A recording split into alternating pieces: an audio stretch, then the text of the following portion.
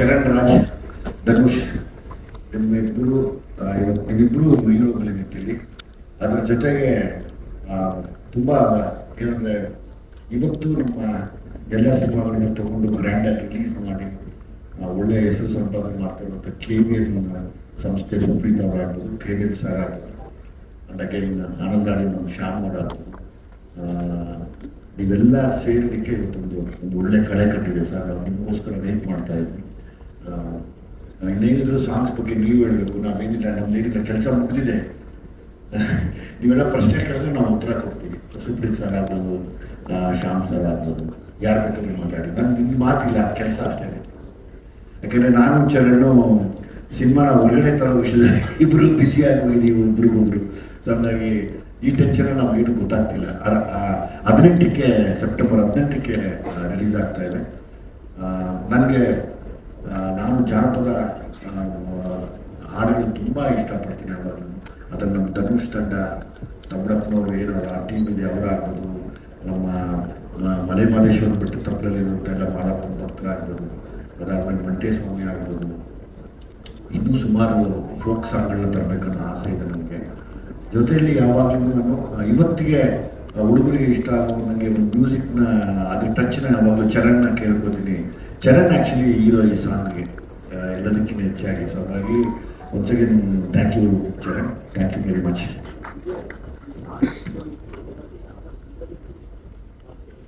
Sir, ಇದು ಯಾವಾಗ ನಮ್ಮ ಸಿನಿಮಾಗಳು ಅಂದಾಗ ನನ್ನ ಮಣ್ಣಿನ ಕಥೆಗಳು, ನನ್ನ ಬಡತನದಲ್ಲಿ ನಾವು ಹೊಂದಿರುವಂಥ, ಇವತ್ತಿಗೂ ಬಡತನ ಇರುವಂಥ ಬಡವರ ಕಥೆಗಳನ್ನು ಮಾಡೋಕ್ಕೆ ಇಷ್ಟಪಡ್ತೀನಿ. ಸೊ ಹಂಗಾಗಿ ಬಡತನದ ನೋವಾಗ್ಬೋದು, ಯಾವಾಗ ನಾವು ಮೊದಲು ಕೇಳಿದಂಥ ಗೀತೆಗಳೆಲ್ಲ ಇವೇನೆ. ಇವತ್ತಿಗೆ ಹೊಸ ತಂಡ ಉಟ್ಕೊಂಡಿದೆ, ಧನುಷ್ ಟೀಮ್ ಎಲ್ಲ ಈ ಥರ ಸುಮಾರು ತಂಡಗಳು ಉಟ್ಕೊಂಡಿದೆ. ಅವರೆಲ್ಲರೂ ಮೇಲೆ ಬರಬೇಕು ಅನ್ನೋ ಆಸೆ. ಮತ್ತು ನಮ್ಮ ಸಂಸ್ಕೃತಿ ಏನು, ಜಾನಪದ ಸಂಸ್ಕೃತಿ ಏನಿದೆ, ಅದನ್ನು ನಾವು ಇನ್ನೂ ದೊಡ್ಡ ಮಟ್ಟಕ್ಕೆ ಬೆಳೆಸ್ಕೊಂಡು ಹೋಗ್ಬೇಕು. ನಮ್ಮ ಕನ್ನಡ ನಾಡಲ್ಲಿರುವಂಥ ಜಾನಪದ ಸಂಸ್ಕೃತಿನ ತುಂಬ ದೊಡ್ಡ ಮಟ್ಟಕ್ಕೆ ತೊಗೊಂಡೋಗ್ಬೇಕನ್ನೋ ಆಸೆ ನಾನು ಸಣ್ಣದು ಒಂದು ಹೆಜ್ಜೆ ಇಡ್ತಾ ಇದ್ದೀನಿ. ಸೊ ಹಾಗಾಗಿ ಮುಂದೆ ಬರುವಂಥ ಎಲ್ಲ ನಿರ್ದೇಶಕರಾಗ್ಬೋದು, ಎಲ್ಲೋ ಒಂದು ಕಡೆ ಒಂದೊಂದು ಜಾನಪದ ಗೀತೆಗಳನ್ನ ಆಗ್ತಾ ಬಂದರೆ ಸೊ ಅದು ಕೂಡ ನಶಿಸಿ ಹೋಗಲ್ಲ ಅನ್ನೋ ಒಂದು ಆಸೆ ನನಗಿದೆ. ಇದು ವಿನಯ್ ಅವರಿಗೆ ನಿಮ್ ಸೀಮೆ ಹಾಡು ಅಂದ್ರೆ ಇದರಲ್ಲಿ ಈ ಹಾಡಿನಲ್ಲಿ ನೀವು ಇರ್ತೀರ ಹೇಗೆ? ಅದೇ ತುಂಬಾ ಖುಷಿ ಆಗ್ತಿತ್ತು. ನಮ್ಮ ಸಿನಿಮಾದಲ್ಲಿ ಹಾಡಿರೋದೇ ನಮ್ದೊಂದು ಅದೃಷ್ಟ ತರ. ಸೊ ಈ ಸಾಂಗ್ ಕೇಳಿದ ತಕ್ಷಣ ಬೆಟ್ಟಕೋಬೇಕಂತ ಅನಿಸ್ತಾ ಇದೆ. ಆಮೇಲೆ ನಮ್ಮ ಫಸ್ಟ್ ಸ್ಕೆಡ್ಯೂಲ್ ನಾನು ಮಾಡಿದ ಸಿಟಿ ಲೈಟ್ಸ್ ಫಸ್ಟ್ ಸ್ಕೆಡ್ಯೂಲ್ ಕೂಡ ಇಲ್ಲಿಂದಾನೇ ಸ್ಟಾರ್ಟ್ ಮಾಡಿದ್ದು. ಸೊ ತುಂಬಾ ಖುಷಿ ಆಗ್ತಿದೆ ಸಾಂಗ್ ನ ಕೇಳಿ. ನಾನು ಇವಾಗ್ಲೇ ಕೇಳಿದ ಸಾಂಗ್ ನಿಮ್ ಜೊತೆನೆ ತುಂಬಾ ಖುಷಿ ಆಗ್ತದೆ. ಚರಣ್ ಅಂದ್ರೆ ಈ ಹಿಂದೆ ನಿಮ್ಮ ಮತ್ತೆ ವಿಜಯ್ ಸರ್ ಕಾಂಬಿನೇಷನ್ ಹಾಡುಗಳೆಲ್ಲ ಚೆನ್ನಾಗಿದೆ, ಈ ಸಿನಿಮಾ ಹಾಡುಗಳು ಚೆನ್ನಾಗಿದ್ದಾವೆ. ಈ ಹಾಡು ಇನ್ನೊಂದು ಹಂತಕ್ಕೆ ತಗೊಂಡೋಗಿದೆ.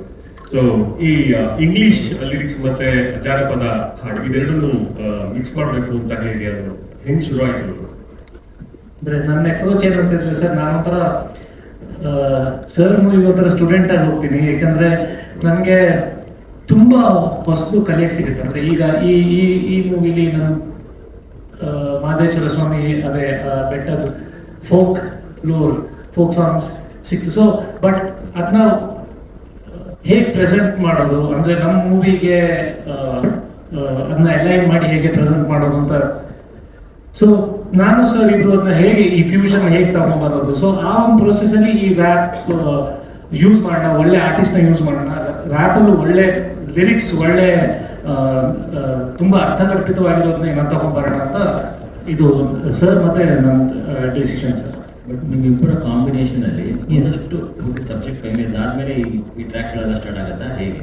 ಸಾರಿ ಸರ್, ಈ ಸಬ್ಜೆಕ್ಟ್ ಪೂರ್ತಿ ಫೈನಲ್ ಆದ್ಮೇಲೆ ಅಥವಾ ನೀವು ಡಿಸ್ಕಷನ್ ಆದ್ಮೇಲೆ ಇದು ಟ್ರ್ಯಾಕ್ ಹೋಗುತ್ತಾ ಅಥವಾ ಬರೀ ಸಾಂಗ್ಗಳು ಮಾತ್ರ ಪರ್ಟಿಕ್ಯುಲರ್ ಮಾತ್ರ ಮಾತಾಡ್ತಾರೆ? ಇಲ್ಲ ಸರ್, ಇದು ತುಂಬಾ ಸ್ಪಾಂಟೇನಿಯಸ್ ಆಗಿ ಆಗ್ತಾ ಇರುತ್ತೆ ಸರ್. ಅಂದ್ರೆ ಇಂಪ್ರೊವೈಸೇಷನ್ಸ್ ಆಗ್ತಾ ಇರುತ್ತೆ. ಕೆಲವೊಂದ್ಸರಿ ಬ್ಯಾಕ್ಗ್ರೌಂಡ್ ಸ್ಕೋರ್ ಮೇಲೆ ವರ್ಕ್ ಮಾಡಬೇಕಾದ್ರೆ ಹೊಸದಾಗಿ ಬಿಟ್ಕೊಳ್ಳುತ್ತೆ. So very spontaneous decision sir. ತುಂಬಾ ಇಂಪ್ರೊವೈಸ್ ಮಾಡ್ತಾ ಇರ್ತೀವಿ. ದಟ್ ಇಸ್ ಅ ಮ್ಯಾಜಿಕ್ ಅಲ್ವಾ? ಅಂದ್ರೆ magic creator sir student of music.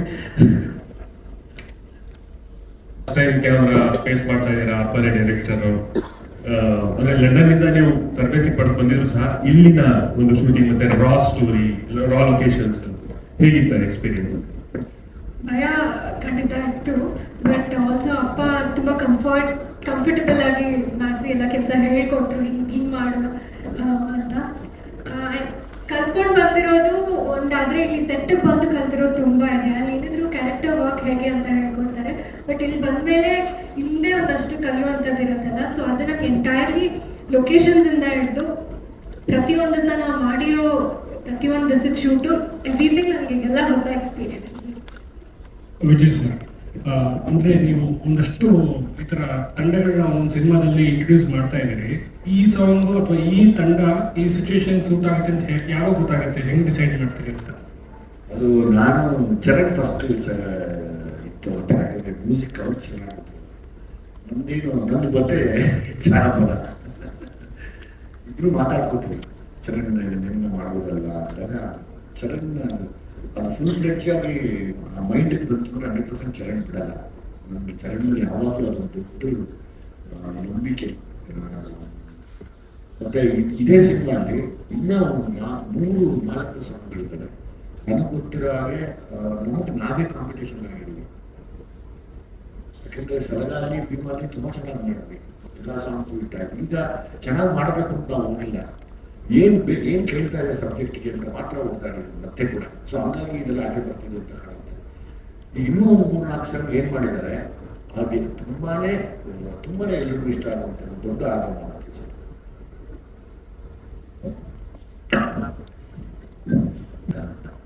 ಇಲ್ಲ, ನನಗೆ ಮೊದಲು ನಾವೇನು ಇಲ್ಲಿ ಕಲಿಯಕ್ಕೆ ಬಂದಾಗ ಅಭಿನಯ ಅನ್ನೋದು ಬರೋದೇ ರಂಗ ತರಬೇತಿ ಇದ್ರೆ ಮಾತ್ರ ನಿಮ್ಗೆ ತುಂಬಾ ಶಕ್ತಿ ಕೊಡುತ್ತೆ ಯಾವತ್ತು. ಹಾಗಾಗಿ ನಾನು ಸ್ಕ್ರಿಪ್ಟ್ ಮಾಡಿದಾಗ ಸ್ವಲ್ಪ ರಂಗಭೂಮಿ ಕಲಾವಿದರಿಗೆ ಜಾಸ್ತಿ ಒತ್ತು ಕೊಡ್ತೀನಿ. ಯಾಕೆಂದ್ರೆ ಅವರು ಭಯ ಇಲ್ದಿರ ಅದಕ್ಕೆ ಜೀವ ತುಂಬ್ತಾರೆ. ಸೊ ಹಂಗಾಗಿ ಅವ್ರ ಮೇಲೆ ಯಾವಾಗಿದ್ರು ನನಗೆ ಗೌರವ ತುಂಬ. ನಾನು ಕೂಡ ಒಬ್ಬ ಲರ್ನಿಂಗ್ ಆಕ್ಟರ್. ನಾನು ಕಲ್ತಿದ್ದ ಇದ್ದೀವಿ, ಪ್ರತಿದಿನ ಕಲಿತಾ ಇದ್ದೀನಿ, ಪ್ರತಿನಿತ್ಯ ಕಲಿತಾ ಇರ್ತೀನಿ. ಕಲಿಕೆಗೆ ಕೊನೆ ಅನ್ನೋದೇ ಇಲ್ಲ ಇಲ್ಲಿ. ಸರ್, ಈಗಿನ ಹಳೆ ಬೇಕು ಹೊಸ ಚಿಗುರು ಅನ್ನೋ ಥರ ಜಂಜಿ ಕಿಸಿ ಯಾವ ಥರ ಬೇಕು ಬಿಟ್ಟು ನಮ್ಮ ಜನಪದ ಕಲೆಯನ್ನು ಯಾವ ರೀತಿ ಹೇಳಬೇಕು ಅನ್ನೋ ಐಡಿಯಾಸ್ಗಳಿದೆಯಲ್ಲ, ಸೊ ಇದಕ್ಕೆ ನಿಮ್ಗೆ ಯಾರು ಸಜೆಸ್ಟ್ ಮಾಡ್ತಾರೆ, ಇಲ್ಲ ನಿಮ್ಮ ಕೂತಾಗೆ ಬರೋವಂಥದ್ದು ಹೇಗೆ ಅದನ್ನ ಸಿನಿಮಾಗೆ ಯಾವ ರೀತಿ ಅಳವಡಿಸ್ಬೇಕು? ಇಲ್ಲ, ನಾನು ಕರೆಕ್ಟ್ ತುಂಬ ಒಳ್ಳೆ ಪಾಯಿಂಟ್. ಪ್ರತಿ ಸರಿ ಈ ಹೊರಗಡೆ ನಾನು ನಿರ್ದೇಶಕ ಆದ್ಮೇಲೆ ತುಂಬ ಜಾಸ್ತಿ ಸೊಸೈಟಿ ಸುತ್ತಾಡಕ್ಕೆ ಶುರು ಮಾಡಿದ್ದೀನಿ. ಎಲ್ಲೆಲ್ಲೆಲ್ಲಿ ಎಲ್ಲ ಜಾಗದಲ್ಲಿ ಸುತ್ತಾಡ್ತೀನಲ್ಲ, ಅಲ್ಲೆಲ್ಲರೂ ಇವತ್ತಿನ ಯಾರು ಜಂಜಿ ಕಿಡ್ಸ್ ಆಗ್ಬೋದು ಅಥವಾ ಮುಂದೆ ಬೆಳೆಯುವಂಥ ಮಕ್ಕಳಾಗೋದು, ಅವರು ಸ್ವಲ್ಪ ಈ ಸೌಂಡ್ ಕಡೆ ಇಷ್ಟಪಡೋ ಥರ ಇದೆ. ಮತ್ತೆ ಆ ಸೌಂಡಲ್ಲಿ ನನಗೆ ಒಳ್ಳೇದೇನು ಹೇಳಕ್ ಸಾಧ್ಯ ಅಂದ್ರೆ, ಇದೇ ಇವಾಗ ಕೆಂಡ ದೋಕಳಿ ಗಂಡನ ಅನ್ನೋ ಲೈನ್ನಲ್ಲಿ ಪ್ರೇಯರ್ ಮಾಡಿದ್ರೆ, ಅಂದ್ರೆ ಎಕ್ಸ್ಟೆಂಟ್ಗೆ ಹೋದ್ರೆ, ಒಬ್ಬ ಪ್ರಾರ್ಥನೆ ಮಾಡೋನ ಅವ್ರ ಎಕ್ಸ್ಟೆಂಟ್ಗೆ ಹೋದ್ರೆ ಹೆಂಗೆಲ್ಲ ಕೂಗ್ಬೋದು ದೇವ್ರನ್ನ ಅನ್ನೋ ಒಂದು ಕೂಗ್ನ ಇಂಗ್ಲಿಷ್ ಪದಗಳಲ್ಲಿ ಬರೆದಿಟ್ಟಿದ್ದೀನಿ. ವಿನಯ್ ಸರ್, ಇಲ್ಲಿ ಮೇಕಿಂಗ್ ವಿಡಿಯೋಗಳೆಲ್ಲ ತುಂಬಾ ನೋಡಿದ್ರೆ ವಿಜಯ್ ಸರ್ ಪ್ರತಿಯೊಂದನ್ನು ನಿಮ್ಗೆ ಹೇಳ್ಕೊಡ್ತಾ ಇದ್ದಾರೆ. ಚಿಕ್ಕ ಚಿಕ್ಕ ವಿಷಯ ಹಿಂಗೆ ಬರಬೇಕು, ಹಿಂಗೆ ಇದು ಮಾಡ್ಬೇಕು ಅಂತೆಲ್ಲ. ಸೊ ಅವ್ರ ಡೈರೆಕ್ಷನ್ ಸ್ಟೈಲ್ ಹೆಂಗೆ ಅನಿಸ್ತಾ ಇದೆ ಅಂದ್ರೆ ಪ್ರತಿಯೊಂದನ್ನು ಹೇಳ್ಕೊಡ್ತಾರೆ, ನಿಮ್ಗೆ ಹಿಂಗೆ ಬರ್ಬೇಕು, ಹಿಂಗೆ ಇರಬೇಕು, ಪಾಯಿಂಟ್ ಟು ಪಾಯಿಂಟ್. ಅದು ನನಗೆ ಆಕ್ಟ್ ಮಾಡೋಕ್ಕೆ ಇಲ್ಲ ಫೈಟ್ ಮಾಡೋಕ್ಕೆ ತುಂಬಾ ಈಸಿ ಆಗುತ್ತೆ. ಈಗ ವಿಜಯ್ ಸರ್ದು ಒಂದು ವರ್ಷ ಗಟ್ಲೆದು ಇದೆ ಎಕ್ಸ್ಪೀರಿಯನ್ಸ್ ಇದೆ, ಆಕ್ಟಿಂಗ್ ಅಲ್ಲಾಗ್ಲಿ, ಫೈಟಿಂಗ್, ಡೈರೆಕ್ಷನ್ ಅಲ್ಲಾಗ್ಲಿ. ಸೊ ಅವ್ರಿಗೆ ಒಂದು ಆಕ್ಟರ್ ಇಂದ ಆಕ್ಟಿಂಗ್ ಹೆಂಗೆ ಆಚೆ ತೆಗಿಬೋದು. ಈಗ ಒಂದು ಚಿಕ್ಕ ಸ್ಟಂಟ್ ಮಾಡಕ್ಕೆ ಒಂದು ಚಿಕ್ಕ ನುವಾನ್ಸಸ್ ಇರುತ್ತೆ. ಸೊ ಆ ವಿಷಯ ಒಂದ್ ವಿಷಯ ಹೇಳಿದ್ರೆ ಅದು ನಮ್ಗೆ ಇನ್ನೂ ಈಸಿ ಆಗುತ್ತೆ. ಸೊ ಅದರಿಂದ ಅವ್ರ ಜೊತೆ ಕೆಲಸ ಮಾಡೋದು ತುಂಬಾ ಈಸಿ ಆಯ್ತು ನಮ್ಗೆ, ಆಮೇಲೆ ತುಂಬಾ ಖುಷಿ ಆಗಿತ್ತು. ವಿಜಯ್ ಸರ್, ಮುಹೂರ್ತದ ಸಂದರ್ಭದಲ್ಲಿ ಹೇಳಿ. ನಿಜ ಅಂದ್ರೆ ಈಗ ನನ್ನ ಕೊನೆ ಹೇಳೋಣ ಅನ್ಕೊಂಡೆ ಸಿನಿಮಾ ರಿಲೀಸ್ ಟೈಮಲ್ಲಿ ತಾವು ಪ್ರಶ್ನೆ ಕೇಳಿದ್ರ. ನಾನು ಈ ಕತೆ ಹುಡುಕಾಟ ಮಾಡಿದಾಗ ಸುಮಾರು ಜನ ಗಂಡ್ಮಕ್ಳು, ಸುಮಾರು ಜನ ಹೆಣ್ಮಕ್ಳು ಪ್ರಾಪರ್ ಪರಿಚಯ ಇಲ್ದಿರ ಬೆಂಗಳೂರು ಬಂದಿರ್ತಾರೆ. ಆ ಪರಿಚಯ ಇಲ್ದಿರ ಬೆಂಗಳೂರು ಬಂದು ಮೆಜೆಸ್ಟಿಕ್ಕಲ್ಲಿ ಹಿಡಿದಾಗ ಅವ್ರ ಬದುಕಲ್ಲೇ ನಾಶನ ಆಗುತ್ತೆ. ಅದ್ರಲ್ಲಿ ಎಷ್ಟೋ ಹೆಣ್ಮಕ್ಳು ಮಿಸ್ ಆಗೋಗಿದ್ದಾರೆ, ಅವ್ರ ಪೇರೆಂಟ್ಸಿಗೆ ಸಿಕ್ಕೇ ಇಲ್ಲ ಪಾಪ. ಅವರು ಆ ಹೆಣ್ಮಕ್ಳು ಎಲ್ಲೋದ್ರು, ಏನ್ ಮಾಡ್ತಾ ಇದ್ದಾರೆ, ಅದಕ್ಕೆ ಹ್ಯೂಮನ್ ಟ್ರಾಫಿಕಿಂಗ್ ಅಥವಾ ಏನು ಹೆಣ್ಮಕ್ಳಿಗೆ ಯಾರು ಪಾಪ ಸುಮ್ಮನೆ ಪರಿಚಯ ಅಂತ ಹೇಳಿ ಕರ್ಸಿ ಮೋಸ ಮಾಡಿರ್ತಾರೆ. ಗಂಡು ಮಕ್ಕಳನ್ನ ಬಂದು ಅವರೆಲ್ಲೋ ಒಂದ್ ಕಡೆ ಗೊತ್ತಿಲ್ಲ. ನಮ್ಮ ಸಿನಿಮಾದ ನಾವೆಲ್ಲ ತುಂಬಾ ಒತ್ತಿ ಬಿಡಿಸಿ ನಾನು ಹೇಳಿಲ್ಲ, ಎಷ್ಟೋ ಗಂಡು ಮಕ್ಕಳು ಮಿಸ್ ಆಗಿದ್ದಾರೆ. ಅದೇನಿಲ್ಲ, ಅದು ಕೂಡ ಆರ್ಗನ್ ಟ್ರಾಫಿಕಿಂಗ್ ಇರ್ಬೋದು. ಈ ಥರದ್ದು ಏನೇನೋ ಮಿಸ್ ಆಗ್ತಾ ಇದೆ. ಮೆಜೆಸ್ಟಿಕ್ ಅನ್ನೋದೇ ಒಂಥರ ನಮ್ಮ ಒಂದು ಎಲ್ಲೂ ಇದೆ ಹಣೆ ಬರ ಬರ್ಕೊಳ್ಳೋದು ಇದೆ, ಹಣೆ ಬರನ ಯಾರು ಇನ್ನೊಬ್ರು ಬಂದು ಕಳೆಯೋದು ಇದೆ. ಒಂದು ಕ್ಷಣ ಮಾಡಿದ್ರೆ ಮಿಸ್ ಆಗೋಗುತ್ತೆ ಲೈಫಲ್ಲಿ. ನಾನು ಯಾವಾಗಲೂ ಒಂದೇ ರಿಕ್ವೆಸ್ಟ್ ಮಾಡ್ಕೊಳ್ಳೋದು ತಮ್ಮ ಪ್ರಶ್ನೆ ಲೋಕಿಸ್ತಾರೆ, ಬೆಂಗಳೂರಿಗೆ ಯಾರೇ ಹೆಣ್ಮಕ್ಳು ಯಾರು ಬಂದು ಇಳಿತೀರಾ ಗೊತ್ತಲ್ಲಿ ಬಂದು ಇಳಿದ್ಬಿಡ್ತಾರೆ. ಯಾರೋ ಪ್ರೀತಿಸೋನ್ ಕರೀತಾನೆ ಅಂತನೋ, ಯಾರೋ ನಂಬಿಕೆಯನ್ನು ಕರೀತಾನೆ ಅಂತನೋ, ಆ ಬಂದ ಹೆಣ್ಮಕ್ಳು ತಮ್ಮ ತಾಯಿ ತಂದೆಗೂ ಸಿಗಲಿಲ್ಲ, ಕೊನೆಗೆ ಆಕೆಗೆ ನ್ಯಾಯನೂ ಸಿಕ್ಕಿಲ್ಲ ಬದುಕಿನಲ್ಲಿ, ಕೊನೆಗೆ ಆ ಮಗು ಎಲ್ಲೋದ್ರು ಅಂತಾನೆ ಗೊತ್ತಿಲ್ಲ. ಎಷ್ಟು ಮಿಸ್ಸಿಂಗ್ ಕಂಪ್ಲೇಂಟ್ಸ್ ಇವತ್ತು ಹಂಗಿದೆ, ಸಿಕ್ಕಿಲ್ಲ. ಇದೆ ಮೆಜೆಸ್ಟಿಕ್ ಕತೆ. ಇಲ್ಲಿ ನಮ್ಮ ಸಿನಿಮಾಲಿ ಏನಾಗುತ್ತೆ ಅನ್ನೋದನ್ನ ಕುತೂಹಲದಿಂದ ತಾವು ಕೂಡ ನೋಡಿ ಅವತ್ತು ನನಗೆ ತಿಳಿಸ್ಬೇಕು ಮೊದಲನೇ ದಿವಸ ಅನ್ನೋ ಆಸೆ. ಹಣೆ ಮುಳುಗಿ ಅದು ಅದೇ ನಮ್ಮ ಜಾನಪದ ಕಲೆಗಳನ್ನು ನಮ್ಮ ಕಥೆಗಳಲ್ಲಿ ಯಾವಾಗಲೂ ಹೇಳಕ್ಕೆ ಇಷ್ಟಪಡ್ತೀನಿ ನಾನು. ಅಂದರೆ ಪ್ರತಿ ಸರಿನೂ ನಮ್ಮ ಜಾನಪದ ಟಚ್ ಕೊಡೋಣ, ಅದನ್ನು ನಾವು ಬಿಡೋದು ಬೇಡ. ಇವತ್ತೆಲ್ಲ ನೋಡಿ ನೀವು ಹೇಳ್ದಂಗೆ ಜೆನ್ಜಿ ಮಕ್ಕಳು ಇವತ್ತು ಫೋನಲ್ಲಿ ಎಲ್ಲವನ್ನೂ ಬೇರೆ ಬೇರೆದೆಲ್ಲ ಅಡಾಪ್ಟ್ ಮಾಡ್ಕೊತಾ ಇದ್ದಾರೆ. ನಮ್ಮದನ್ನು ಬಿಟ್ಬಿಡಬಾರ್ದು ಅನ್ನೋ ಒಂದು ಆತಂಕ ನನಗಿದೆ. ಅಂದರೆ ನಮ್ಮ ಮಕ್ಕಳಿಗೆ ಇವತ್ತು ನಾವೇ ಕೂಡ ಸಾಧ್ಯ, ನಾವು ನೋಡಿದ್ದು ಜಾನಪದ ವಿಷಯಗಳನ್ನ ಈ ಥರ ಮ್ಯೂಸಿಕಲ್ಲಿ ಕೂಡ ಅವ್ರು ಹೇಳ್ಬೋದಲ್ಲ, ಅದನ್ನು ಮರಿಬೇಡಿ ದಯವಿಟ್ಟು ಅನ್ನೋದು. ಮೆಜೆಸ್ಟಿಕ್ನಲ್ಲಿ ನಡೆಯುವ ಈ ಕಥೆಯ ಮೂಲ ಯಾವುದು ಸರ್? ನಿಮಗೆ ಈ ಕಥೆ ಎಲ್ಲಿ ಹುಟ್ಟಿತು? ನೀವೇನಾದರೂ ಮೆಜೆಸ್ಟಿಕ್ಕಲ್ಲಿ ಈ ಒಂದು ಸಿನಿಮಾಗೋಸ್ಕರ ಏನಾದರೂ ಒಂದಷ್ಟು ವರ್ಕ್ ಮಾಡಿದ್ರ? ಡಿಪಾರ್ಟ್ಮೆಂಟ್ ಕಡೆಯಿಂದ ಏನಾದರೂ ಸೋರ್ಸ್? ಯಾಕಂದರೆ ಸೂರ್ಯ ಅವರು ಕೂಡ ಆರಂಭದ ದಿನಗಳಲ್ಲಿ ಈ ರೀತಿಯಾದಂಥ ಸಬ್ಜೆಕ್ಟ್ಗಳನ್ನ ಜಾಸ್ತಿ ತಗೊಳ್ತಾ ಇದ್ರು. ಎಸ್ಪೆಷಲಿ ಕೆಂಡ ಸಂಪಿಗೆ ಬಂದಂಥ ಸಂದರ್ಭದಲ್ಲಿ ಡಿಪಾರ್ಟ್ಮೆಂಟಿಂದ ಒಂದಷ್ಟು ವಿಚಾರಗಳನ್ನ ತಿಳ್ಕೊಂಡು ಅದನ್ನು ತೆರೆ ಮೇಲೆ ತರುವಂಥ ಕೆಲಸ ಮಾಡ್ತಿದ್ರು. ಸೊ ನೀವು ಅದೇ ರೀತಿ ಮಾಡಿದ್ದೀರಾ ಅಂತ ಇದೆ? ಹೌದು, ನಾನು ತುಂಬ ಮೆಜೆಸ್ಟಿಕ್ಕಲ್ಲಿ ನನ್ನ ಟೀಮ್ ಜೊತೆ ತುಂಬ ಕತ್ಲಾದ್ಮೇಲೆ ಒಂದು 6 ಗಂಟೆ ಆದಮೇಲೆ ಕತ್ಲಾದ್ಮೇಲೆ ಹೆಂಗಿರುತ್ತೆ ಅಂತ ತುಂಬ ದಿವಸ ಓಡಾಡಿದ್ದೀನಿ. ತುಂಬ ದಿವಸ ಓಡಾಡಿ ಒಬ್ಬರೊಬ್ಬರನ್ನೇ ಗೊತ್ತಿಲ್ಲದಂಗೆ ಕರೆಸಿ ಏನು ನಡೀತಾ ಇದೆ, ಯಾವಾಗಲೂ ಇದ್ದೇ ಇರ್ತಾರಲ್ಲ ಯಾರೋ ಒಬ್ರು ನಮಗೆ ಮಾಹಿತಿ ಕೊಡೋರು ಇದ್ದೇ ಇರಬೇಕು, ಇಲ್ಲಾಂದ್ರೆ ಕಷ್ಟ ಕೆಲಸ ಮಾಡೋದು. ಸೊ ಹಾಗಾಗಿ ಒಂದಷ್ಟು ಮಾಹಿತಿಗಳನ್ನ ಕಲೆ ಹಾಕಿ ಈ ಸತ್ಯ ಅಂದಾಗ ಅದರೊಳಗಡೆ ಕೈ ಇಡ್ತೀನಿ ನಾನು ಪ್ರತಿ ಸರಿ ಕತೆ ಬರೆಯುವಾಗಲೂ. ಅದಕ್ಕೆ ನಾನು ಸ್ವಲ್ಪ ಸೂಕ್ಷ್ಮದಲ್ಲಿ ಕಥೆನ ಹೇಳೋಕ್ಕೆ ಇಷ್ಟಪಡ್ತೀನಿ, ಸೆನ್ಸಿಟಿವ್ ಆಗಿರುವಂಥ ವಿಷಯಗಳನ್ನ ತೆಗಿತೀನಿ. ಅಂದರೆ ಅದು ಗೊತ್ತಾಗಲಿ ಜನಗಳಿಗೆ ಅಂತ. ಈಗ ಅಂದರೆ ನಮ್ಗೆ ಎಷ್ಟೋ ವಿಷಯಗಳು ತಮ್ಮ ಮಾಧ್ಯಮದ ಕೈಗೆ ಸಿಕ್ಕಿರೋರು, ಸಿಗದೇ ಇರೋರು ಕೂಡ ಇದ್ದಾರೆ. ಆ ಸಿಗದೇ ಇರೋರನ್ನ ಒಂಚೂರು ಹುಡ್ಕೋಣ ಅನ್ನೋ ಆಸೆ ನನಗೆ ಯಾವಾಗ. ವಿಜಯ್ ಅವರೀಗ ಸಾಮಾನ್ಯವಾಗಿ ಸಿನಿಮಾಗಳನ್ನ ಮಾಡ್ತಿದ್ದು ಒಂದು ರಾ ಇರುವಂತ ಕಂಟೆಂಟ್ಗಳನ್ನ ಆಯ್ಕೆ ಮಾಡ್ಕೋತಾರೆ. ಅಂದ್ರೆ ಆ ಸಿನಿಮಾ ನೋಡುವಾಗ್ಲೇನೆ ಒಂದು ಖುಷಿ ಕೊಡುವಂಥದ್ದು. ಮಾತ್ರ ಈ ಸಿಟಿ ಲೈಟ್ ಸಬ್ಜೆಕ್ಟ್ ಆಗಿರ್ಬೋದು, ಸಲಗ ಆಗಿರ್ಬೋದು, ಭೀಮಾ, ಈ ತರ ಸಬ್ಜೆಕ್ಟ್ಗಳನ್ನ ಜಾಸ್ತಿ ಪಿಕ್ ಮಾಡ್ತಾರೆ. ಸೊ ನಿಮ್ಗೆ ಹೇಗೆ ಅನ್ಸುತ್ತೆ ಈ ತರ ಸಬ್ಜೆಕ್ಟ್ಗಳ ಬಗ್ಗೆ ಅಂತ? ನನಗೆ ತುಂಬಾ ಚೆನ್ನಾಗಿ ಅನ್ಸುತ್ತೆ, ಯಾಕಂದ್ರೆ ಅವ್ರ ಕಥೆಗಳಲ್ಲಿ ತುಂಬಾ ಸತ್ಯ ಇರುತ್ತೆ. ಸೊ ನೀವು ಸತ್ಯನ ಯಾವಾಗಲೂ ನೋಡಿದಾಗ ಯಾವಾಗಲೂ ಇಷ್ಟ ಆಗೇ ಆಗುತ್ತೆ. ಸೊ ಅದರಿಂದ ನನಗೆ ತುಂಬಾ ಇಷ್ಟ ಆಗುತ್ತೆ. ಇನ್ನ ವಿಜಯ್ ಅವ್ರಿಗೆ ನಾವು ಸಾಮಾನ್ಯವಾಗಿ ಆಕ್ಷನ್ ಜಾಕ್ಷನ್ ಅಂತ ಹೇಳಿ ಕರಿತೀವಿ. ಮೇಕಿಂಗ್ ವಿಡಿಯೋಗಳು ನೋಡಿದಾಗ ಆಕ್ಷನ್ಗೆ ತುಂಬಾ ಇಂಪಾರ್ಟೆನ್ಸ್ ಇರ್ತಾ ಹೋಗುತ್ತೆ. ಬಟ್ ನೀವು ಹೇಗೆ ಈ ಒಂದು ಆಕ್ಷನ್ಸ್ ಬಗ್ಗೆ ಏನ್ ಹೇಳ್ತೀರಿ? ನೀವು ಹೇಗೆ ಅಡಾಪ್ಟ್ ಆದ್ರೆ ಅವರ ಒಂದು ಆಕ್ಷನ್ ತಂದೆ ಅಂತ? ಅದೇ ಆಗ್ಲೇ ಹೇಳಿದ್ನಲ್ಲ, ಅವರ ನಿಮ್ಗೆ ಸೆಟ್ ಅಲ್ಲಿ ಅಷ್ಟು ಕಂಫರ್ಟಬಲ್ ಫೀಲ್ ಮಾಡಿಸ್ತಾರೆ. ಸೊ ನಾನೇ ಅನ್ಕೊಂಡಿರ್ಲಿಲ್ಲ ಒಂದಷ್ಟು ಎಮೋಷನ್ಸ್ ನನ್ನಿಂದ ಆಚೆ ಬರುತ್ತೆ, ಈ ತರ ಒಂದು ಆಂಗರ್ ಆಗಿರ್ಬೋದು, ಈ ತರ ಎಲ್ಲ ಫೈಟ್ಸ್ ಅಲ್ಲಿ ಆಗಿರ್ಬೋದು. ಬಟ್ ಅವರು ನನ್ನ ಅಷ್ಟು ಕಂಫರ್ಟಬಲ್ ಫೀಲ್ ಮಾಡಿಸಿದಾಗ ಅದಾಗದೆ ತುಂಬಾ ಚೆನ್ನಾಗಿ ಆಚೆ ಬಂತು. ಸೊ ಸ್ಟಾರ್ಟಿಂಗ್ ಒಂದ್ ಸ್ವಲ್ಪ ಇದಾಯ್ತು, ಬಟ್ ಅದಾದ್ಮೇಲಿಂದ ತುಂಬಾ ಚೆನ್ನಾಗಿ ಬಂತು. ವಿಜಯ್ ಸರ್ ಹೇಳ್ತಾ ಇದ್ರಿ, ಅಭಿನಯ್ ಸರ್ ನಿಮಗೂ ಕೂಡ ಅಂದ್ರೆ ಇಬ್ಬರಿಗೆ ಕಾಡಿರುವಂತ ಘಟನೆಗಳನ್ನು ಕೇಳೋದಾದ್ರೆ ಅಂದ್ರೆ ಹೇಳ್ತಾರಲ್ಲ, ಈಗ ಬ್ಯಾಂಗ್ಳೂರ್ ಅದೇ ಸಿಟಿ ಲೈಟ್ಸ್, ಅಂದ್ರೆ ಸಿಟಿ ಲೈಟ್ಸ್ ನ ಹುಡ್ಕೊಂಡು ಕರ್ನಾಟಕದಿಂದ ಎಲ್ಲಾ ಕಡೆಯಿಂದ ಜನ ಬೆಂಗಳೂರು ಬರ್ತಾರೆ, ಮೆಜೆಸ್ಟಿಕ್ ಬರ್ತಾರೆ. ಏನಂದ್ರೆ ಒಂದಷ್ಟು ಜನಕ್ಕೆ ಅವ್ರಿಗೆ ಏಜ್ 20 ಆಗಿರ್ಬೋದು, 40 ಆಗಿರ್ಬೋದು, ಅವ್ರು ಬೆಂಗಳೂರೇ ನೋಡಿರಲ್ಲ. ಸೊ ಬೆಂಗಳೂರು ಹೇಗಿರುತ್ತೆ ಅನ್ನೋ ಐಡಿಯಾನೇ ಇರಲ್ಲ. ಸೊ ಅಂಥವ್ರು ಬೆಂಗಳೂರಿಗೆ ಬಂದಾಗ ಅವ್ರಿಗೆ ಒಂಥರ ಬೇರೆ ಪ್ರಪಂಚಕ್ಕೆ ಬಂದಾಗ ಅನ್ಸುತ್ತೆ. ಸೊ ಅಲ್ಲಿ ಆ ತರ ಜನರನ್ನ ನಾನು ತುಂಬಾ ಸಲ, ನಾನು ಯಾವಾಗ್ಲೂ ಎಲ್ಲರಿಗೂ ಬೆಂಗಳೂರು ಗೊತ್ತು, ಎಲ್ಲರೂ ಬೆಂಗಳೂರು ನೋಡಿದ್ದಾರೆ ಅಂತ ಅನ್ಕೊಂಡಿದ್ದೆ. ಬಟ್ ಊರಿಗೆಲ್ಲ ಹೋದಾಗ ಒಂದಷ್ಟು ಜನ ಜೊತೆ ಮಾತಾಡ್ಸಿದಾಗ ಅವ್ರು ಬೆಂಗಳೂರು ನೋಡೇ ಇರಲ್ಲ, ಅವ್ರ ಬೆಂಗಳೂರು ಐಡಿಯಾನೇ ಇರಲ್ಲ. ಅಂತ ಜನ ಇಲ್ಲಿ ಬಂದಾಗ ಅದು ಹೇಳಕ್ಕೆ ಆಗಲ್ಲ ಅವ್ರ ಎಕ್ಸ್ಪೀರಿಯನ್ಸ್ ಹೇಗಿರುತ್ತೆ ಅಂತ. ಆ ತರ ಒಂದಷ್ಟು ಎಕ್ಸ್ಪೀರಿಯನ್ಸ್ ನಮ್ಮ ಸಿನಿಮಾದಲ್ಲಿ ತೋರಿಸಿದ್ದಾರೆ. ಕತೆ ಬಿಚ್ಚಾಡಕ್ಕಾಗಲ್ಲ, ಕ್ಷಮಿಸಿ ದಯಮಾಡಿ. ಒಂದಷ್ಟು ವಿಷಯಗಳು ನೀವು ಸಿನಿಮಾ ನೋಡಿದಾಗ 100% ಅರ್ಥ ಆಗುತ್ತೆ. ಮನೀಶ್ ನಮ್ಮ ಆಫೀಸ್ ಇದ್ದಿದೆ ಮೆಜೆಸ್ಟಿಕ್, ಚಿಕ್ಕ ವಯಸ್ಸಿಂದ ಮೆಜೆಸ್ಟಿಕ್ ನೋಡ್ಕೊಂಡು ಮೆಜೆಸ್ಟಿಕ್ ತುಂಬಾ ವ್ಯತ್ಯಾಸ ಇದೆ. ಗಾಂಧಿನಗರಕ್ಕೂ ಮೆಜೆಸ್ಟಿಕ್ಗೂ ತುಂಬಾ ವ್ಯತ್ಯಾಸ ಇದೆ. ಇಲ್ಲ ಮೆಜೆಸ್ಟಿಕ್, ಗಾಂಧಿನಗರ ಎಲ್ಲಾನು ಚಿಕ್ಕ ವಯಸ್ಸಿಂದಾನು ನೋಡ್ಕೊಂಡು ಬಂದಿದ್ದೀನಿ. ಏನೇ ಇದ್ರೂ ನಮ್ಮ ಸಿನಿಮಾ ನೈಟ್ ಶೋಗಳೆಲ್ಲ ಆಗ ಮೆಜೆಸ್ಟಿಕ್ ಕಡೆಲ್ಲ. ಸೊ ಅಂದ್ರೆ ಫುಲ್ ಡೀಪ್ ಆಗಿ ನೋಡಿಲ್ಲ, ಬಟ್ ಒಂದ್ ಹಂತದಲ್ಲಿ ನೋಡಿದ್ದೀನಿ. ಬಟ್ ವಿಜಯ್ ಸರ್ ಜೊತೆ ಇನ್ನೂ ತುಂಬಾ ಚೆನ್ನಾಗಿ ಮೆಜೆಸ್ಟಿಕ್ ನೋಡ್ತಾರೆ.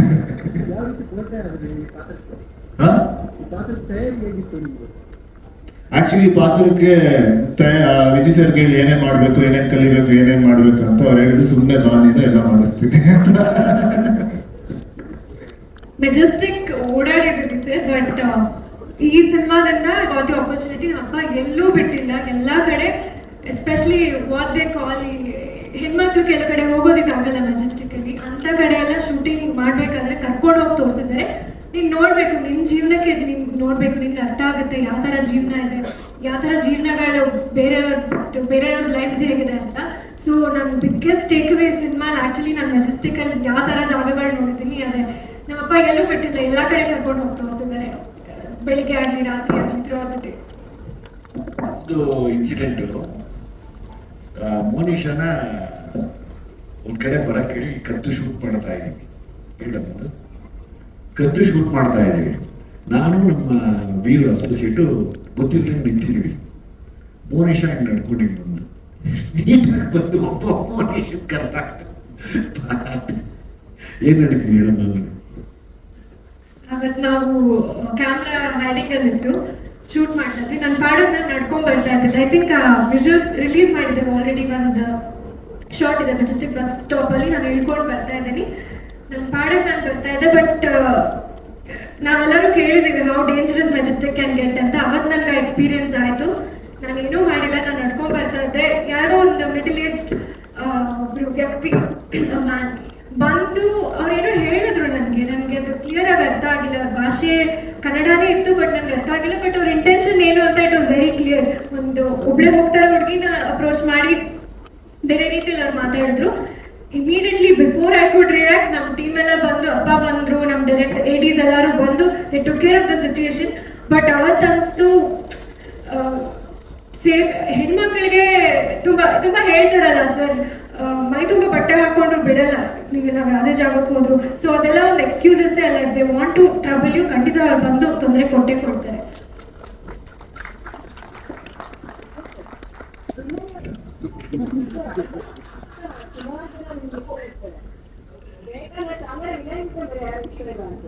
ಅಲ್ಲ, ವಿನಯ್ಗೆ ಇನ್ನೂ ಒಂದು ಸಿನಿಮಾ ಮಾಡೋಣ ಅಂತ ಆಸೆ, ಇಷ್ಟ. ಅಂದ್ರೆ ಅವಾಗಿಂದ ವಿನಯ್ ಹೇಳ್ತಿದ್ರು ವಿಜಯ್ ಸರ್ ಅಂತ ಕಂಫರ್ಟಬಲ್ ಇಲ್ಲ, ಅದೊಂದು ಸಮುದ್ರ, ಆ ಮನೆಯೇ ಅಭಿನಯಕ್ಕೆ ಒಂದು ಸಮುದ್ರ, ಅದ್ರಲ್ಲಿ ನಾವು ಹೋಗಿ ನಿಂತಿದ್ದೀವಿ ಅಷ್ಟೇ. ಸೊ ಹಾಗಾಗಿ ಅದೇ ನೀರನ್ನು ಅದಕ್ಕೆ ಚೆಲ್ಲಿದ್ದೀನಿ ಅಷ್ಟೇ. ಅಂದ್ರೆ ನೀವು ವಿನಯ್ ಇಸ್ ತುಂಬಾ ಟ್ಯಾಲೆಂಟೆಡ್. ನನಗೆ ವಿನಯ್ ಇವಾಗಲೂ ತುಂಬಾ ಪರ್ಸನಲ್ ಯಾಕಂದ್ರೆ ಅವ್ರ ಮನೇಲಿ ಇದೆಯಲ್ಲ, ನಮ್ಮ ಅಣ್ಣವ್ರು ಇದ್ದಾರಲ್ಲ, ಶಿವಣ್ಣ ಅವ್ರು ಇದ್ದಾರೆ, ರಾಘಣ್ಣ ಇದ್ದಾರೆ, ಅಪ್ಪು ಸರ್ ಇದ್ದಾರೆ, ಯುವ ಇದ್ದಾರೆ ಅಲ್ವಾ. ಆ ಕಲೆಯ ಆರಾಧನೆ ಅವ್ರಿಗೆ ಗೊತ್ತಿರೋದು, ನಾವಿಲ್ಲ, ನಾವು ಕಷ್ಟಪಟ್ಟು ಕಲಿತಾ ಇದ್ದೀವಿ ಅಷ್ಟೇ. ಬಟ್ ಇಂಥ ಸಬ್ಜೆಕ್ಟ್ಗಳನ್ನ ಜಾಸ್ತಿ ಪಿಕ್ ಮಾಡಿದ್ದೀವಿ. ವಿನಯ್ಗೆ ಮಾತಾಡೋದಿಲ್ಲ, ಚೇಂಜ್ ಆಗ್ಬಿಡೋದಿಲ್ಲ, ಸಾಫ್ಟ್ ಆಗಿಲ್ಲ ವಿನಯ್, ಈಗ ಸಾಫ್ಟ್ ಆಗಿ ಮಾತಾಡೋದೇ ಇಲ್ಲ. ಒಟ್ಟಲ್ಲಿ ಮಿಡ್ಲ್ ಆಫ್ ದ ಸಿನಿಮಾಲಿ ವಿನಯ್ ಭಾಷೆ ಸಕಾರ ಬಂತು. ನಿಜವಲ್ಲ, ಯಾವಾಗ ಖುಷಿ ಆಯ್ತಪ್ಪ, ಸಕರ ಮಾತಾಡ್ತಾವ ವಿನಯ್ ಇವಾಗ. ವಿನಯ್ ಸರ್ ಯಾಕಂದ್ರೆ ನೋಡ್ಬೋದು ಅಲ್ಲೆಲ್ಲ ಇಬ್ರು ನಗ್ತಾ ಇದೀವಿ, ನಾವು ಕಿವಿಲಿ ಬಂದ್ಬಿಡ್ತಾ ಇದ್ದೆ. ವಿನಯ್ ಸರ್ ನಮ್ಮೂರ ಚಿಕ್ಕ ವಯಸ್ಸಿಂದಾನು ಬೆಟ್ಟಕ್ಕೆ ಹೋಗ್ತಾ ಇದ್ದೀನಿ. ಚಿಕ್ಕ ವಯಸ್ಸಿಂದ ಅಂದ್ರೆ ಮಗುವಿಂದಾನೇ ಹೋಗ್ತಾ ಇದ್ದೀನಿ. ನಮ್ಮ ತಾಯಿ ತುಂಬಾ ಹೋಗ್ತಾರೆ. ಸೊ ಅಲ್ಲೇ ಹೋಗಿ ಶೂಟಿಂಗ್ ಮಾಡೋದು ಇನ್ನೂ ಒಂಥರ ಖುಷಿಯಾದ ಒಂದು ವಿಚಾರ. ಅದು ನಾವು ಶೂಟಿಂಗ್ ಮಾಡೋ ಟೈಮಲ್ಲಿ ಶಿವರಾತ್ರಿ ಇತ್ತು. ಶಿವರಾತ್ರಿ ಹಿಂದಿನ ದಿನ ಹೋಗಿ ನೀವು ಏನೇನು ವಿಜುವಲ್ಸ್ ನೋಡಿದ್ವಿ ಅದನ್ನ ತೆಗ್ದಿದ್ದು. ಸೊ ಅಲ್ಲಿ ಶೂಟ್ ಮಾಡೋಕ್ಕೆ ಅದೊಂಥರ ಪುಣ್ಯ ಅಂತ ಅನ್ಸುತ್ತೆ. ಸರ್ಪ್ರೈಸ್ ಸರ್ಪ್ರೈಸ್ ಅದು ನನಗೆ.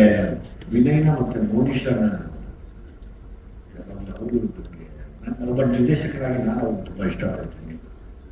ಮತ್ತೆ ಎಲ್ಲ ಕಲಾವಿದರನ್ನು ಹಾಗೆ ಸಮಾನತೆಯಲ್ಲಿ ಇಷ್ಟಪಡ್ತೀನಿ. ನನಗೆ ಯಾವಾಗಲೂ ಇಷ್ಟ, ಈಕ್ವಾಲಿಟಿ, ಎಲ್ಲರೂ ನನಗೆ ಚೆನ್ನಾಗಾಗಬೇಕು ಅನ್ನೋ ಆಸೆ. ಬಟ್ ವಿಜಯ್ ಸರ್ ಒಂದು ಸಿನಿಮಾ ತಗೊಂಡ್ರೆ ನಾವೇನು ಕೆಲಸ ಮಾಡಂಗೆ ಇಲ್ಲ, ಪ್ರಮೋಷನ್ಗೂ ನಾವು ಬೇಕಿಲ್ಲ, ಏನಿಲ್ಲ, ಎಲ್ಲ ಅವರೇ ಮಾಡ್ಬಿಡ್ತಾರೆ, ರೆಡಿ ಕೊಡ್ತಾರೆ ಹಿಂಗೆ. ಸೊ ಆ ಟೈಮಲ್ಲಿ ಒಂದು 4,000-5,000 ಕೊಟ್ಟರೆ ನಾವು ಇನ್ನೊಂದು ವರ್ಷ ಯಾವ ಪಿಕ್ಚರ್ ತಗೊಳ್ತಾ ಇದ್ರು ಪರವಾಗಿಲ್ಲ, ಆರಾಮಾಗಿ ನಾವು ಕೆಲಸ ಮಾಡಿದ್ದಾನೆ ಸರ್. ಹೊರ ಸಿನಿಮಾ ಆಗ್ತಾರೆ ಇವಾಗಲೇ.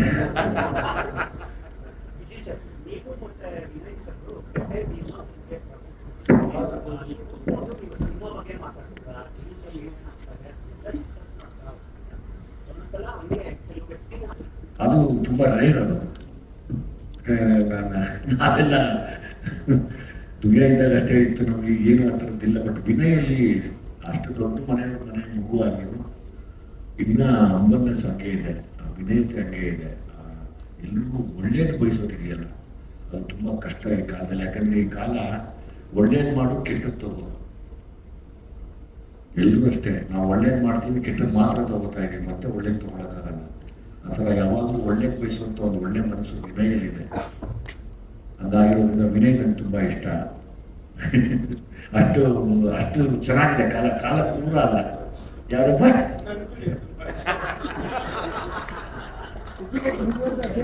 ಹಾಗೆ ಈ ಕಾಲನೇ ಹಾಗೆ ಒಳ್ಳೇದು ಮಾಡು ಕೆಟ್ಟದ್ದು ತಗೋ, ಅದೇ ನಿಮ್ಗೆ ಗಿಫ್ಟ್. ಅಲ್ಲ, ನನಗೆ ಆಕ್ಚುಲಿ ತುಂಬಾ ಇಷ್ಟ ಇದೆ ಆನೆಸ್ಟ್ಲಿ. ಮತ್ತೆ ವಿನಯ್ನ ನಾನು ವಿನಯ್ ಒಂದು ಕಾಂಬಿನೇಷನ್ ಸಕಲಾಗಿರೋ ಒಂದು ಕತೆ ಮಾಡಬೇಕು ಅನ್ನೋ ಯೋಚನೆಯಲ್ಲಿದೆ. ನಾನು ಟೀಮಲ್ಲೇ ಮಾತಾಡ್ತಾ ಇದ್ವಿ, ನಾನು ಪುನೀತ್ ಎಲ್ಲಾನು. ಇಲ್ಲ, ಒಂದು ವಿನಯ್ ಇಂಡಿಪೆಂಡೆಂಟ್ ಆಗು ಮಾಡೋ ಆಸೆ ಇದೆ, ಮತ್ತೆ ನನ್ನ ಜೊತೆನೂ ನಾನು ವಿನಯ್ ಮಾಡಬೇಕು ಅನ್ನೋ ಒಂದು ಆಸೆ ಇದೆ. 100% ಮಾಡ್ತೀನಿ, ಅದು ತಲೆಯಲ್ಲಿದೆ ನನಗದು. ಅದು ರನ್ ಆಗ್ತಾ ಇದೆ, ವಿನಯ ವಿಜಯ ಅಂತ. ಸರ್ ನೀವೇ ಹೀರೋ ಇವತ್ತು. ಹೌದು,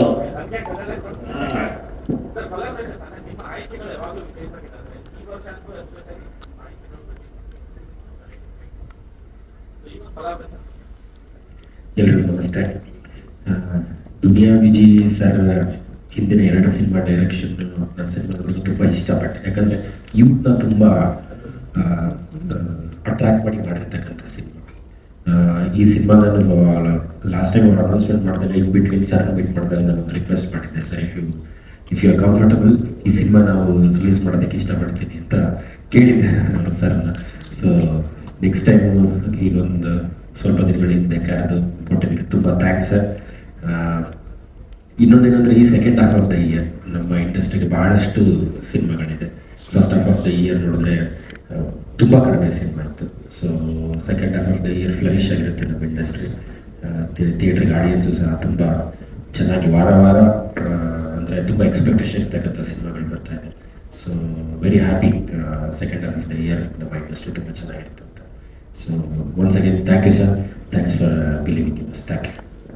ಸರ್, ಅಂದ್ರೆ ಈಗ ವಾರಕ್ಕೊಂದೊಂದು ಸಿನಿಮಾ ಆಲ್ಮೋಸ್ಟ್ ನಿಮ್ಮ ಸಂಸ್ಥೆಯಿಂದ ಬರ್ತಿದೆ. ಹೆಂಗಿದೆ ಈಗ ಕಂಡೀಷನ್? ಏನಾದ್ರು ಚೇಂಜಸ್ ಆಗಿದೆಯಾ ಫಸ್ಟ್ ಹಾಫಿಗೆ ಕಂಪೇರ್ ಮಾಡಿದ್ರೆ? Sir definitely. ಯಾಕಂದರೆ ನಿಮಗೆ ಸಿನಿಮಾನೇ ರಿಲೀಸ್ ಆಗದಿದ್ದಾಗ ನೀವು ಜನ ಥಿಯೇಟ್ರಿಗೆ ಬನ್ನಿ ಅಂತ ಯಾವ ರೀತಿ ಎಕ್ಸ್ಪೆಕ್ಟ್ ಮಾಡ್ತೀರಾ?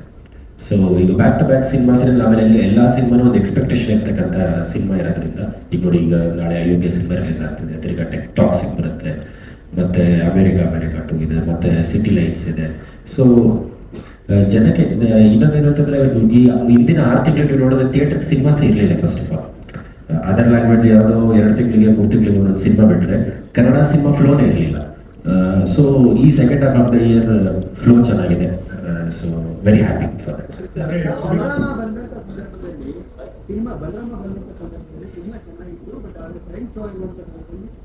ವೀಕೆಂಡಲ್ಲೇ ಕನ್ನಡದ ಸಿನಿಮಾಗಳಿಗೆ ಶೋಗಳು, ಆದರೆ ಅದೇ KVL ಬಂದಂಥ ಜನನಾಯಕನಿಗೆ ಪ್ರೈಮ್ ಶೋ ಹೆಚ್ಚಾಗಿಲ್ಲ. ಬಟ್ ಕನ್ನಡ ಸಿನಿಮಾಗಳಂದ್ರೆ ನೀವೇ ರಿಲೀಸ್ ಮಾಡಿದ್ರು ಕೂಡ ಥಿಯೇಟರ್ಗಳನ್ನ ಸ್ಕ್ರೀನ್ಗಳನ್ನ ಉಳಿಸ್ಕೊಳಕ್ಕಾಗ್ತಿಲ್ಲ. ಎಲ್ಲಿ ಎಡುತ್ತಾ ಇದ್ದೀರಿ ನಮ್ಮ ಡಿಸ್ಟ್ರಿಬ್ಯೂಟರ್ಗಳು?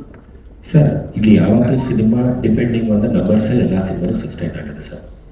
ಒಂದು ನಿಮಗೆ ಸ್ಮಾಲ್ ಎಕ್ಸಾಂಪಲ್ ಕೊಡ್ತೀನಿ. ಈಗ ಶುಕ್ರವಾರ ಸಿನಿಮಾ ರಿಲೀಸ್ ಆಗುತ್ತೆ ಅಂತ ಇಟ್ಕೊಳ್ಳಿ. When they are big stars, ನಿಮಗೆ ಮಾರ್ನಿಂಗ್ ಶೋ ಇಂದನೇ ನಂಬರ್ಸು ನಿಮಗೆ ಬರ್ತಾ ಹೋಗುತ್ತೆ. ಮಾರ್ನಿಂಗ್ ಶೋನೇ ಹೌಸ್ಫುಲ್ ಇರುತ್ತೆ, ಫಸ್ಟ್ ಶೋ ಸೆಕೆಂಡ್ ಶೋ ಈ ಥರ ಎಲ್ಲ ಹೌಸ್ಫುಲ್ ಹೋಗ್ತಾ ಹೋಗುತ್ತೆ.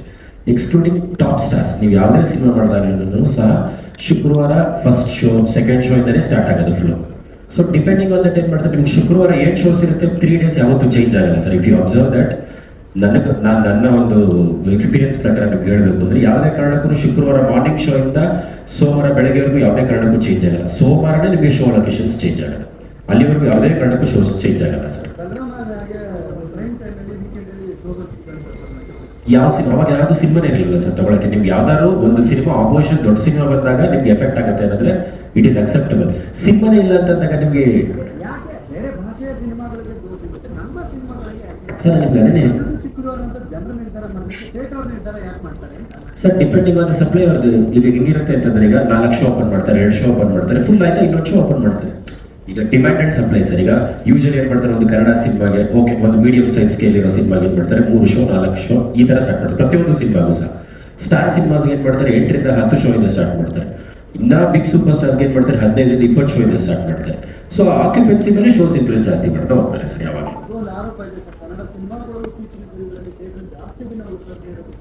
ಎಲ್ಲ ವಿತರಕರು ಕೂಡ ಆ ಸಿನಿಮಾಗಳನ್ನ ಸ್ವಲ್ಪ ಲಾಂಗ್ ರನ್ ಮಾಡೋದ್ರೊಳಗೆ ಇಡುತ್ತಾ ಇದ್ದಾರೆ ಅನ್ನೋ ಒಂದು ಆರೋಪ ಇದೆ ನಾನು ಕೇಳ್ಪಟ್ಟಿದ್ದೀನಿ. ಅದೇ ಯಾವ ಸಿನಿಮಾಗೆ ಅಂತ ಅದಕ್ಕೆ ನಾನು ನಿಮ್ಗೆ ಕೇಳ್ತಿದ್ದೀನಿ ಸರ್. ಈಗ ಕನ್ನಡ ಸಿನಿಮಾ ಕರಾವಳಿ ರಿಲೀಸ್ ಆಗಿದೆ correct sir. We are in 3rd week. ಚೆನ್ನಾಗಿ ಹೋಗ್ತಿದೆಯಲ್ಲ. ನಾನು ಹೇಳ್ತೀನಲ್ಲ ಸರ್, ಯಾವುದೇ ಸಿನಿಮಾ ಆಗಲಿ, ಕನ್ನಡ ಸಿನಿಮಾ ಆಗಲಿ, ಇಂಗ್ಲೀಷ್ ಆಗಲಿ, ಯಾವುದೇ ಆಗಲಿ, ಯಾವುದೇ ಸಿನಿಮಾ ಸಸ್ಟೈನ್ ಆಗಬೇಕು ಅಂತಂದ್ರೆ ಆ ಕಲೆಕ್ಷನ್ಸ್ ಬರ್ಬೇಕು. ಆ ಕಲೆಕ್ಷನ್ಸ್ ಬಂದಾಗಲೇ ಈಗ ಒಂದು ಸ್ಮಾಲ್ ಎಕ್ಸಾಂಪಲ್ ಕೊಡ್ತೀನಿ ಸರ್ ನಿಮಗೆ. ಈಗ ಓವರಾಲ್ ಮನೇಲಿ 10 ಸ್ಕ್ರೀನ್ಸ್ ಇದೆ ಕರೆಕ್ಟ್. ಎಲ್ಲಾ ದಿನನೂ 10 ಸ್ಕ್ರೀನ್ಸ್ ಓಪನ್ ಮಾಡಲ್ಲ. ಸಿನಿಮಾ ಫ್ಲೋ ಇರೋದ್ರ ಮೇಲೆ 2 ಸ್ಕ್ರೀನು 4 ಸ್ಕ್ರೀನು 5 ಸ್ಕ್ರೀನು ಓಪನ್ ಮಾಡ್ತಾ ಹೋಗ್ತಾರೆ. ಯಾವಾಗ ನಿಮ್ಗೆ 5-6 ದೊಡ್ಡ ಸಿನಿಮಾ ಬರುತ್ತೆ ಎಲ್ಲ 10 ಸ್ಕ್ರೀನು ಓಪನ್ ಮಾಡ್ತಾರೆ. ಎಲ್ಲ 10 ಸ್ಕ್ರೀನ್ಗೂ ಏನೇನು ಆಕ್ಯುಪೆನ್ಸಿ ಕೊಡ್ಬೇಕು ಕೊಟ್ಟೆ ಕೊಡ್ತಾರೆ. ಕಂಟಿನ್ಯೂ ಆಗೋದಕ್ಕೆ ಒಂದು ರೀಸನ್ ಕೂಡ ಇದೆ. ಹೇಳಿ ಸರ್. ಕಾವೇರಿ ಇಶ್ಯೂ ಬಂತು, ತಮಿಳು ಸಿನಿಮಾ ರಿಲೀಸ್ ಆಗಬಾರ್ದು ಅನ್ನುವಂಥ ಕಾರಣಕ್ಕೋಸ್ಕರ ಜನನಾಯಕರು ಕರೆಸಿದ್ರು, ಹೋರಾಟ ಆಗ್ತಾಯಿತ್ತು. ಎಷ್ಟೋ ಥಿಯೇಟರ್ಗಳಿಗೆ ಪೊಲೀಸ್ನವರು ಲೆಟರ್ ಕೊಟ್ಟು ಸರ್ ಅದಕ್ಕೆ ರೀಪ್ಲೇಸ್ಮೆಂಟ್ ಆಗಿರೋದು ಇಂಗ್ಲಿಷ್ ಸಿನಿಮಾನೇ ಹೊರತು ಕನ್ನಡ ಸಿನಿಮಾ ಯಾವುದು ಆಗಿಲ್ಲ ಸರ್. ನೀವು ಆ ಟೈಮಲ್ಲಿ ನೀವು ನೋಡಿದ್ರೆ ಥಿಯೇಟರ್ಲ್ಲಿ ಒಂದಷ್ಟು ಜನನಾಯಕಂತ ಅಲ್ಲಿ ರೀಪ್ಲೇಸ್ ಆಗಿದ್ದು ಒಂದು ನಿಮಿಷ. ಅಲ್ಲಿ ಏನಾಯ್ತು ಅಂತಂದ್ರೆ ಅಲ್ಲಿ ಇಂಗ್ಲಿಷ್ ಸಿನಿಮಾ ಸ್ಕ್ರೀನ್ ಆಗದಿಂದ ಮಾಡಿದ್ರೆ ಹೊರತು ಬೇರೆ ಯಾವುದೇ ಅದರ್ ಲ್ಯಾಂಗ್ವೇಜ್ ಸೆಂಟರ್ ತಗೊಂಡ್ರೆ ನೀವು ಎಲ್ಲದಕ್ಕೂ ರೀಪ್ಲೇಸ್ ಆಗಿದ್ದು ಸ್ಪೈಡರ್-ಮ್ಯಾನ್ 3. ಯಾವುದಕ್ಕೂ ಕರಾವಳಿ ರಿಪ್ಲೇಸ್ಮೆಂಟ್ ಆಗಲಿಲ್ಲ. ಅದು ಒಂದೇ ಒಂದು ಥಿಯೇಟರ್. ಯಾಕಂದ್ರೆ ಅವ್ರಿಗೆ ಸಿನಿಮಾ ಸಿಗದೆ ಇರೋದ್ರಿಂದ ನಮ್ದಲ್ಲಿ ಹಾಕಿದ್ರೆ ಹೊರತು ನೀವು ಮಲ್ಟಿಪ್ಲೆಕ್ಸ್ ತಗೊಳ್ಳಿ ಯಾವುದೇ ತಗೊಳ್ಳಿ ಎಲ್ಲದೂ ಸೇಮ್ ಆಸ್ ಇಟ್ ಈಸ್ ಇತ್ತು. ಯಾವುದು ಶೋಸ್ ನಮ್ಗೇನು ಚೇಂಜಸ್ ಆಗಿಲ್ಲ. ಫ್ರೈಡೇ ಏನು ಕೊಟ್ಟಿದ್ರು Monday morning same shows work continue sir.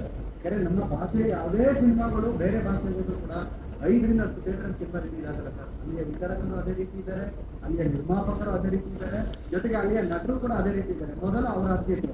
But ನಮ್ಮಲ್ಲಿ ಯಾಕೆ ಆಗ್ತಾ ಇಲ್ಲ ಸರ್? ನಮ್ಮಲ್ಲಿ ಏನಾಗುತ್ತೆ ಅಂದ್ರೆ ನಿಮ್ಗೆ ತಮಿಳ್ ಹೋಗಿ, ಚೆನ್ನೈಗೆ ಹೋಗಿ, ಹೈದರಾಬಾದ್ ಹೋಗಿ ಲೋಕಲ್ ಸಿನಿಮಾನ ಜಾಸ್ತಿ ಪ್ರಿಫರ್ ಮಾಡ್ತಾರೆ ಸರ್. ಅದೇ ಬ್ಯಾಂಗ್ಳೂರಲ್ಲಿ ನೀವು ನೋಡಿದ್ರೆ 7 ರಿಂದ 8 ಲ್ಯಾಂಗ್ವೇಜ್ ಸಿನಿಮಾ ರಿಲೀಸ್ ಆಗುತ್ತೆ. ಇಲ್ಲಿ ಏನಾಗಿದೆ, ಜನ ಆಡಿಯನ್ಸ್ ಥಿಯೇಟರ್ ಬರ್ತಿರೋದ್ರಿಂದ ಥಿಯೇಟರ್ ಅದನ್ನು ಸ್ಕ್ರೀನ್ ಮಾಡ್ತಿದ್ದಾರೆ ಹೊರತು ಯಾರು ಖಾಲಿ ಥಿಯೇಟರ್ ಇಟ್ಕೊಂಡು ಬೇರೆ ಲ್ಯಾಂಗ್ವೇಜ್ ಸಿನಿಮಾ ಯಾರು ರನ್ ಮಾಡ್ತಾ ಇಲ್ಲ. ಇದೇ ನೀವು ಎಂಟೈರ್ ಇಂಡಿಯಾದಲ್ಲಿ ಹೋದ್ರೆ ನಮ್ಮ ಬ್ಯಾಂಗ್ಳೂರಲ್ಲಿ ಅದರ್ ಲ್ಯಾಂಗ್ವೇಜ್ ಸಿನಿಮಾ ಹೋಗುವಷ್ಟು ಇನ್ಯಾವ ಸ್ಟೇಟಲ್ಲೂ ಸಹ ಹೋಗಲ್ಲ ಸರ್. ವಿತರಕರು ಅಂತ ನೀವು 25-30 ವರ್ಷದಿಂದ ನೋಡ್ಕೊಂಡ್ ಬಂದ್ರು ಸಹ ಸಿನಿಮಾ ಫ್ಲೋ ಇದೆ. ನಾವು ಬಂದಾಗಿಂದ ಅಥವಾ ಈಗ ಒಂದು 10 ವರ್ಷದಿಂದ ಸ್ಟಾರ್ಟ್ ಆಗಿದೆ ಅಂತಲ್ಲ. ನೀವು 1980 ನೋಡಿ, 1990 ನೋಡಿ, 2010 ನೋಡಿ ಅದರ್ ಲ್ಯಾಂಗ್ವೇಜ್ ಸಿನಿಮಾಸ್ ಇನ್ಫ್ಲೂಯೆನ್ಸ್ ಮೊದಲಿಂದಲೂ ಇದೆ.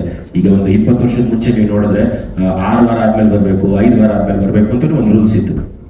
ಇಫ್ ಯು ಸಿ ಸೊ ಅವತ್ತು ಸಹ ಪರಭಾಷೆಯ ಹಾವಳಿ ಇದ್ದಿದ್ದು ಸತ್ಯ. ಅದು ನಮ್ಮ ಬೆಂಗಳೂರಲ್ಲಿ ಜಾಸ್ತಿ. ಯಾಕೆ ಅಂತಂದ್ರೆ ನಮ್ಮ ಬೆಂಗಳೂರು ಬಂದು ಮೆಟ್ರೋಪಾಲಿಟನ್ ಸಿಟಿ. ಇಲ್ಲಿ ನಿಮ್ಗೆ ಎಲ್ಲಾ ಲ್ಯಾಂಗ್ವೇಜ್ ಜನನು ಫ್ಲೋ ಜಾಸ್ತಿ ಇದ್ದಾರೆ. ಡಿ ಗಂಗರಾಜ್ ಅವರಿಂದ ಸಾಕಷ್ಟು ಜನ ಡಿಸ್ಟ್ರಿಬ್ಯೂಟರ್ಗಳು ಇದ್ದಾರೆ. ಬೇರೆ ಭಾಷೆಗಳನ್ನ ಸಿನಿಮಾಗಳನ್ನ ಇಲ್ಲಿ ತಂದು ರಿಲೀಸ್ ಮಾಡೋದು. ಬಟ್ ಬೇರೆ ಭಾಷೆಗಳಲ್ಲಿ ಈ ರೀತಿಯಾದಂತಹ ವಿತರಕರ ಗುಂಪು ಬೇರೆ ಭಾಷೆಗಳಲ್ಲಿ ಈ ರೀತಿ ಇರುವಂತಹ ಒಂದು ನಿಮಿಷ. ಈಗ ಕನ್ನಡದಲ್ಲಿ ದೊಡ್ಡ ಸಿನಿಮಾ ಆಗಿರ್ತಕ್ಕಂಥ ಪ್ರತಿಯೊಂದು ಅದರ್ ಲ್ಯಾಂಗ್ವೇಜ್ ಅಲ್ಲಿ ರಿಲೀಸ್ ಆಗಿದೆಯಲ್ಲ ಸರ್. ಇಲ್ಲಿ ಸಕ್ಸಸ್ ಆಗಿರತಕ್ಕಂಥ ಸಿನಿಮಾ ಪ್ರತಿಯೊಂದು ಲ್ಯಾಂಗ್ವೇಜ್ ಅಲ್ಲಿ ರಿಲೀಸ್ ಆಗಿದೆ. ತಮಿಳಲ್ಲೂ ಆಗುತ್ತೆ, ತೆಲುಗು ಆಗುತ್ತೆ, ನಾರ್ತ್ ಇಂಡಿಯನ್ ಸರ್. ಅಂದ್ರೆ ಅದೇ ಇಲ್ಲಿ ಸಕ್ಸಸ್ ಆಗಿದ್ದ ಸಿನಿಮಾ ಮಾತ್ರ ಆಚೆ ಹೋಗಕ್ಕೆ ಸಾಧ್ಯ ಸರ್. 100% ಸಕ್ಸಸ್ ಆಗಿದೆ. ಇಲ್ಲಿ ದೊಡ್ಡ ಮಟ್ಟದಾಗ ಆಗಿರತಕ್ಕಂಥ ಸಿನಿಮಾ 100% ಆಚೆ ಕಡೆ ಎಲ್ಲ ಕಡೆನೂ ಚೆನ್ನಾಗಿದೆ ಸರ್. ಯಾವ ಸಿನಿಮಾ ಸರ್? ನಾವು ಸೂಪರ್ ನಾವೇ ಮಾಡಿದ್ವಿ. ಎಂಟೈರ್ ವರ್ಲ್ಡ್ ಎಲ್ಲ ಕಡೆ ಚೆನ್ನಾಗಿ ಹೋದ್ರು. ಯಾವ್ದು ಸರ್?